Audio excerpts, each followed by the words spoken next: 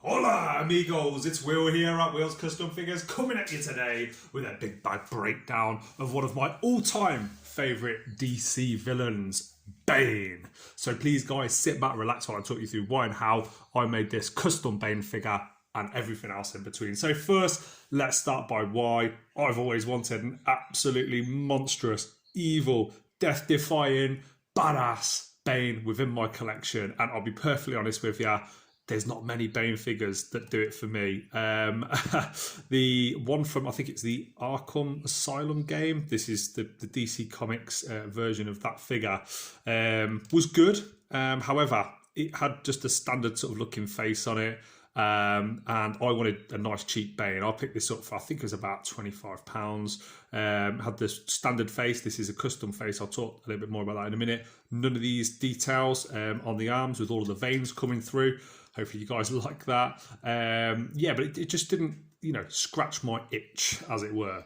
So, yeah, I took the time, wanted to make sure I had my perfect, ideal Bane. And, yeah, this is sort of it, really. So to give you guys a little bit of an overview of what I actually did to customise this, I got some wire. Bane, he has the venom going through from his head into these wires. And from sort of like a fuel tank or something at the back with this venom in, and that turns him from a standard bloke in the DC multiverse into this absolute monstrous creature that we see in front of us. Now, my favourite version of Bane was the version of Bane from sort of like the comic books and from the animated TV series. So I wanted to make sure I captured some of that within this. That's why I did this custom mask on him. Hopefully you guys like it. I've spent a lot of time, popped the head off, build it, popped it off. I'm going to just see if I can zoom in a little bit on that head there so you can see. Yeah, so Super Sculpey clay. All of this is 3D, so it's not just been painted on. There's actual ridges and layers there. You might be able to see from a few different angles. Yeah, these pipes at the back, they've actually got, you can probably see there's a little air bubble. They've actually got green, sort of like a luminous and yellow luminous paint with them. They're still squidgy. Oh, there we go. You can see it moving still to this day. The venom does actually move, which is a nice little cool feature.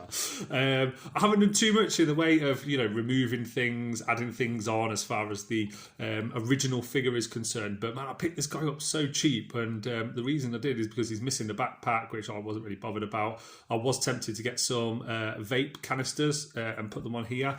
My dad used to shoot air rifles and pistols and things as well, so I've got a bunch of them.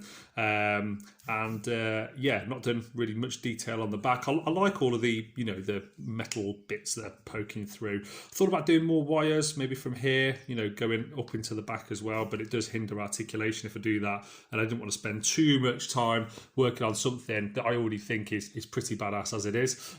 Just gonna show you the feet here. So really painstakingly went over. Let me just see if I can zoom in. Painstakingly went over. Did a little bit of a wash on some of the bits that had been mashed up and ruined. And this green sort of like venom coursing through his veins is pretty prevalent throughout the whole figure. And I'm very, very happy with this guy. Now, I'm just going to pause the video and I'm going to show you him next to the DC Multiverse Batman and a Robin figure. And guys, here you go. Here is Bane, the absolute badass beast himself, next to the DC Multiverse Batman. And I think this is DC Multiverse Robin. I can't remember specifically. But as you can see, he fits in so well. Size-wise, this is what I want from a Bane.